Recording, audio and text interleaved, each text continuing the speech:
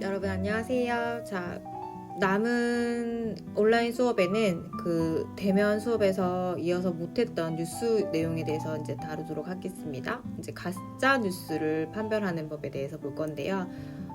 가짜 뉴스는 이제 어제와 오늘의 일이 아닙니다.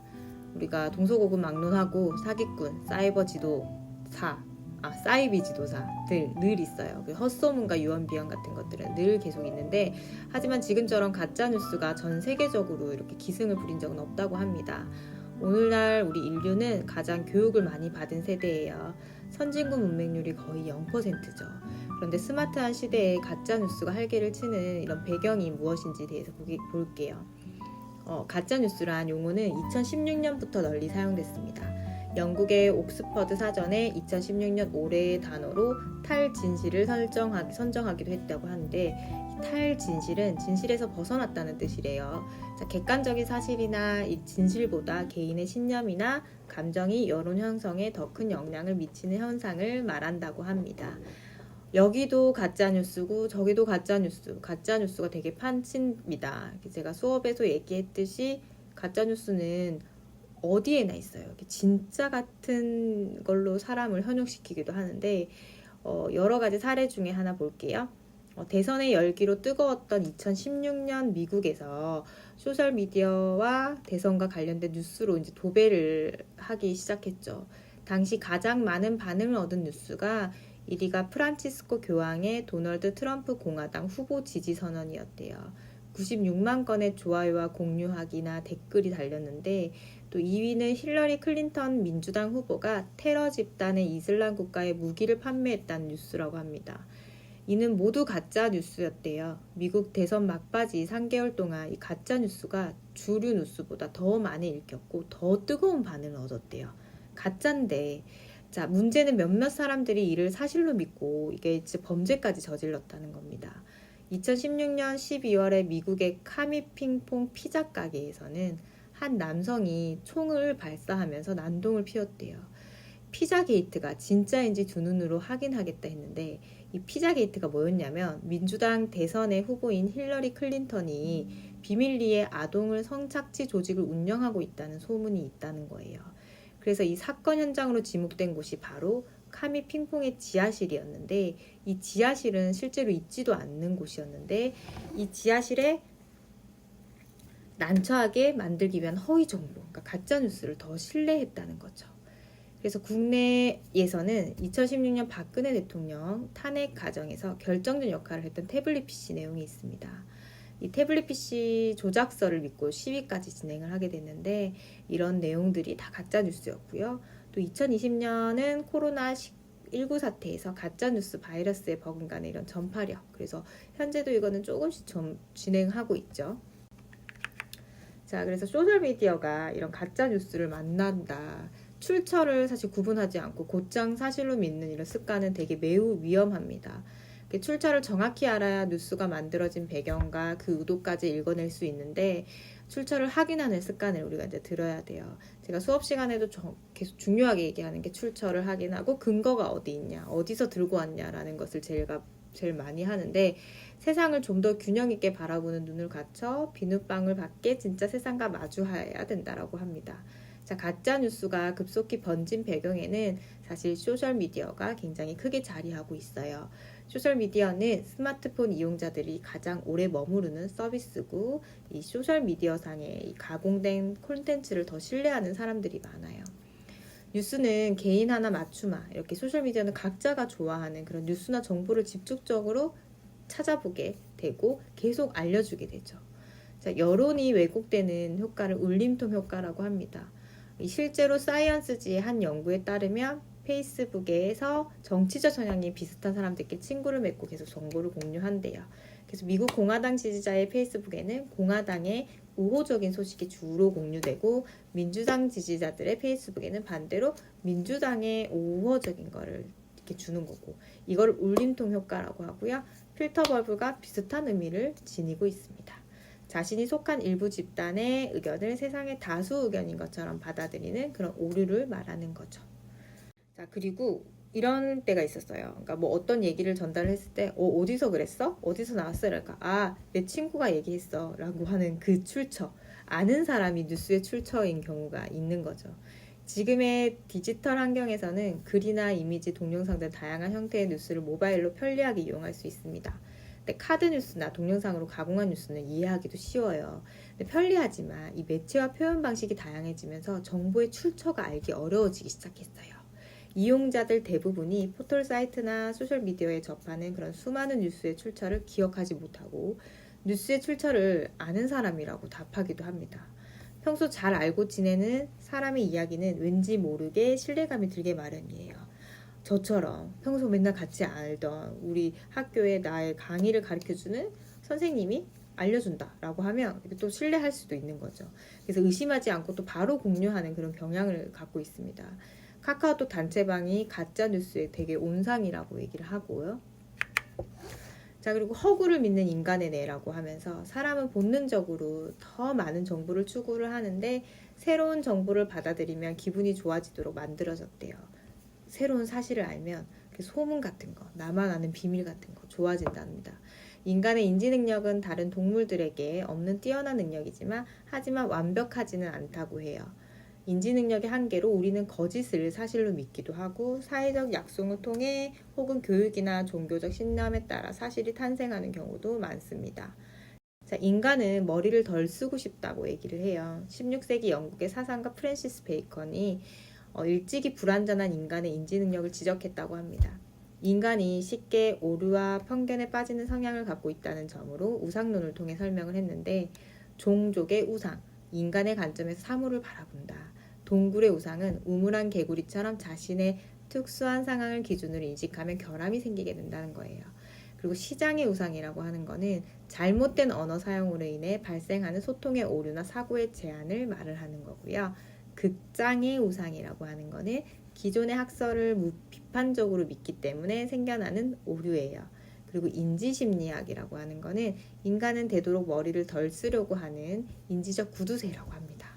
매번 새롭게 생각하거나 비판적으로 검토하는 대신에 고정관념이나 그런 각종 평양에 의존하는 이유를 훌륭히 설명을 해주는 그런 말이죠. 자, 그래서 사람은 생각하는 과정을 최소화해서 이렇게 뇌를 덜 쓰게 자원을 아끼려는 본능을 갖고 있다라고 해요. 그래서 인류는 늘 탈진실의 시대를 살아왔다고 합니다. 가짜뉴스에 대한 새로운 관점을 제시해준 한 학자가 있는데요. 사피엔스 호모 데우스를 쓴 이스라엘 역사학자 유발 하랄이라고 합니다. 인류가 처음부터 허구 속에서 살아왔다고 주장을 해요. 1000명의 사람이 조작된 이야기를 한 달간 믿으면 가짜뉴스인데 10억 명이 1000년 동안 믿으면 종교가 된다고 말했어요. 저는 이 말을 듣고 이렇게 무릎을 치게 되더라고요. 되게 도발적인 주장이긴 하지만 이런 화폐와 국가와 이념과 민족, 민주주의 등과 같은 개념도 되게 허구라고 얘기를 하고 있어요. 눈에 명확하게 보이는 실체가 아니거든요. 그래서 개념이라고 하는 거는 유발 하라리는 허구라는 말로 표현한 셈입니다. 사람은 생각하는 존재이기 때문에 눈에 보이지 않는 개념을 만들어낼 수 있다는 거예요. 인간은 보이지 않는 것을 믿을 수 있는 유일한 생물체입니다. 그게 종교고 미신이고 신 같은 존재죠. 보이지 않는 것을 믿고 그에 따라 행동하는 능력은 인류의 가장 강력한 무기라고 할 수 있어요. 자, 그러면 쫓아내자. 가짜뉴스 어떻게 쫓아낼지 봅시다. 가짜뉴스를 쫓아내기 위한 기업과 정부의 노력이 있다고 합니다. 2018년 3월에 의심스러운 유튜브 동영상에 정보와 단서 기능을 추가해서 허위 정보 파급을 막겠다는 방침을 발표했대요. 정보 단서는 위키피디아에 연결되는 링크고 이용자들이 유튜브 동영상의 내용이 미심쩍을 때 클릭해서 세부 정보를 확인할 수 있다고 해요. 그리고 진화하는 기술, 정교해지는 가짜뉴스, 영화 기생충에 클릭 몇 번으로 연세대 재학생 포토샵 프로그램을 이용해서 할 그 위조 사기 예전부터 존재했지만 그런 내용들이 있었죠. 취업을 위해 성적증명서를 조작하고 은행 대출을 위해 재직증명서를 만드는 거, 그리고 문서 위조에 사용되던 기술이 이제는 뉴스를 위조하고 있대요. 또 딥페이크 기술이라고 해서 진짜 어색함 없이 정교한 수준으로 막 가짜하게 나타내기도 합니다. 2018년 5월 개발자 컨퍼런스에 사람 목소리를 완벽하게 흉내내는 인공지능 음성을 이렇게 비서를 서비스를 나타냈어요. 듀플렉스라고 하고 이 인공지능 기술은 진짜 같은 가짜를 만들어내고 있다고 해요. 자, 그러면 슬기로운 가짜 뉴스 판별법에 대해서 보도록 하겠습니다.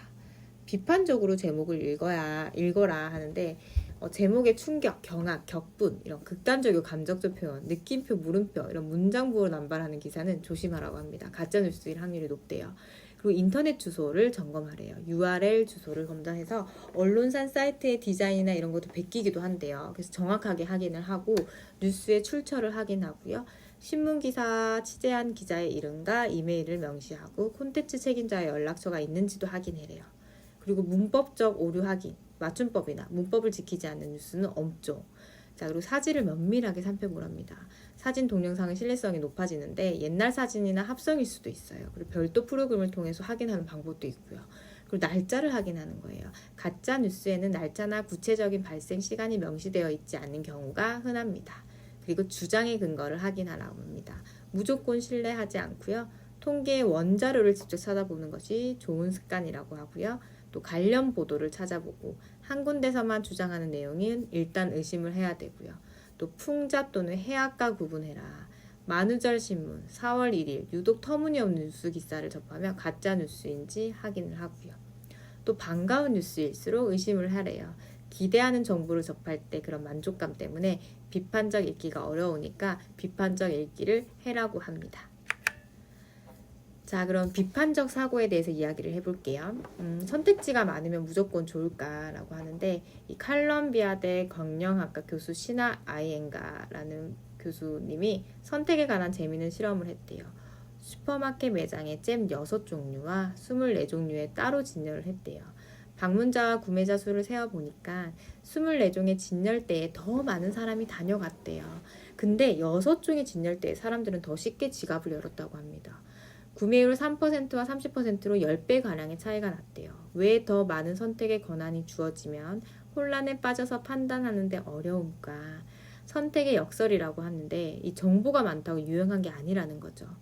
가행 정보에 시달리는 우리의 뇌를 구원해줄 막강한 무기는 바로 비판적인 사고 능력입니다. 자, 그럼 비판적인 사고를 길러야 되는데 이 한국 사회에서 비난이 되는 그런 이유에 대해서 말씀드릴게요. 유독 우리나라에서는 비판은 대부분 누군가를 지적하고 비난한다는 의미로 쓰입니다. 그러니까 안 좋은 의미로 쓰인다는 거죠. 잘못된 점을 이성적으로 판단한다기보다는 삐딱하고 부정적으로 본다는 뜻을 더 가깝게 쓰여요.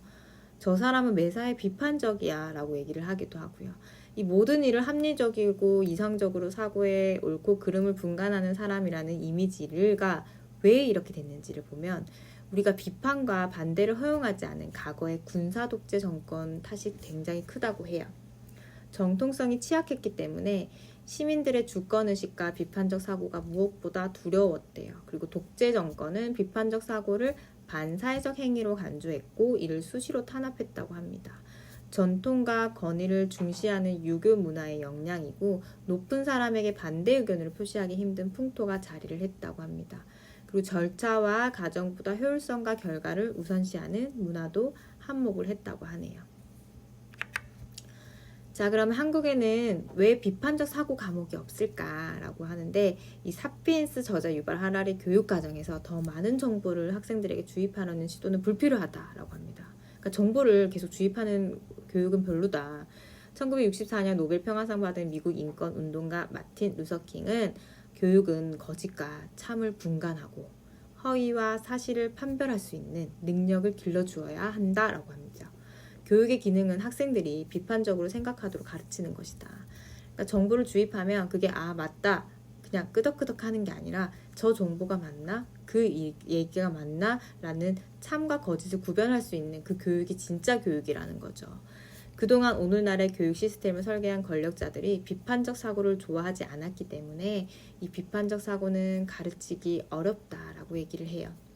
결국 배우려는 사람 스스로 학습 주체가 되어 오랜 기간 자발적이고 의도적인 노력을 기울여야 비판적 사고력을 키울 수 있다 합니다. 자, 그래서 슬기로운 비판적 사고법이라고 해서 미디어 리터러시라고 하는 게 있어요. 미디어 플러스 글을 읽고 쓸 줄 아는 능력, 리터러시 이렇게 나오는데 이 비판적 사고를 기반으로 미디어를 적절히 활용한다고 합니다. 그래서 미디어를 수용하고 해석하는 능력에 나아가 적극적으로 미디어를 활용하는 능력을 의미한다. 뭐 디지털 리터러시라고 해서 요즘 디지털 기능을 잘 사용하는 사람들을 말하는데 이거에 나아가 또 미디어 리터러시라는 거예요. 이 세상에 완벽한 지식은 없다. 주장의 근거를 들여다보고 말하는 사람의 의도를 읽어내고 사실과 의견을 구분하는 능력을 갖추라라고 합니다. 그래서 저도 이 책의 내용을 접하고 많이 노력을 하고 있어요. 어떤 정보를 보면 예전에는 그냥 믿고만 바로 믿는 게 처음이었는데 믿기 전에 이게 진짜 사실일까? 라면서 한 번 더 찾아보는 그런 습관을 좀 가지게 됐습니다. 자, 이제 마지막으로 미디어에 제대로 반해보자 라고 합니다. 이제 세상으로 이제 열린 창이자 세상 그 자체인 미디어를 우리는 사랑하고 즐기되 주어진 대로만이 아닌 비판적으로 생각해보는 능력과 습관화해야 된다는 거예요. 미디어의 장점을 활용하면서도 미디어를 비판적으로 이용하는 게 현명하다. 그래서 미디어에 빠지면서도 이를 거스리는 반하고 반하는 능력이 요구되는 때라고 합니다.